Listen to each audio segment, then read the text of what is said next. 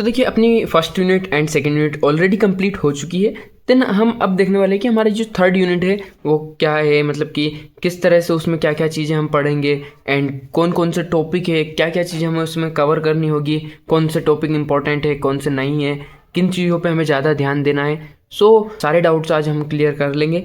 देखिए हमने पहले भी देखा था कि हमारे जो SDLC मॉडल है उसके बेस पे हमारा पूरा सॉफ्टवेयर इंजीनियरिंग का सब्जेक्ट है, यानी कि सॉफ्टवेयर डेवलपमेंट लाइफ साइकिल।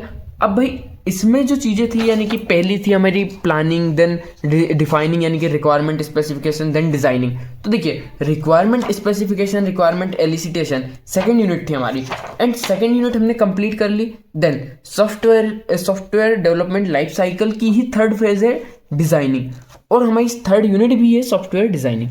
यानी कि एक सॉफ्टवेयर डेवलपमेंट लाइफ साइकिल के बेस पर ही हमारा जो सॉफ्टवेयर इंजीनियरिंग का पूरा सब्जेक्ट है वो चलने वाला है।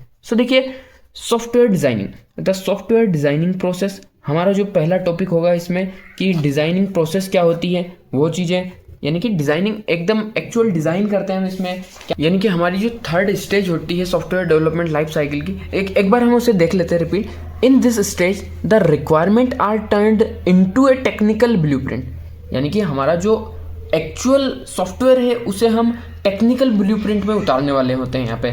This phase define the overall system architecture and technology stack, यानी कि हमने रिक्वायरमेंट स्पेसिफिकेशन सेकेंड स्टेज में कर ली, देन थर्ड में हम डिज़ाइनिंग आर्किटेक्चर करेंगे, देन डिज़ाइन के कॉन्सेप्ट्स एंड प्रिंसिपल्स, ये हमारा एक टॉपिक हो जाएगा। Then software modelling and UML, भाई UML ये भी बहुत ज़रूरी है, यानी कि एक इम्पॉर्टेंट टॉपिक है हमारा।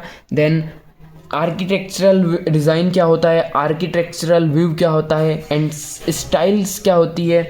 वो सारी चीज़ें हम देखेंगे हमारी थर्ड यूनिट में। देन यूज़र इंटरफेस डिज़ाइन, ये भी एक इम्पॉर्टेंट टॉपिक है।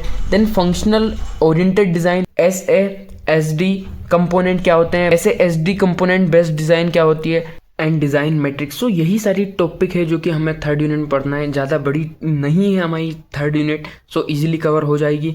And each and every topic हम हर एक वीडियो में अलग अलग सेपरेट वीडियो में इन्हें एकदम स्ट्रक्चर्ड वे में स्टेप बाय स्टेप समझाएंगे। Thank you for watching this video, and मिलते हैं नेक्स्ट वीडियो में अगले टॉपिक के साथ।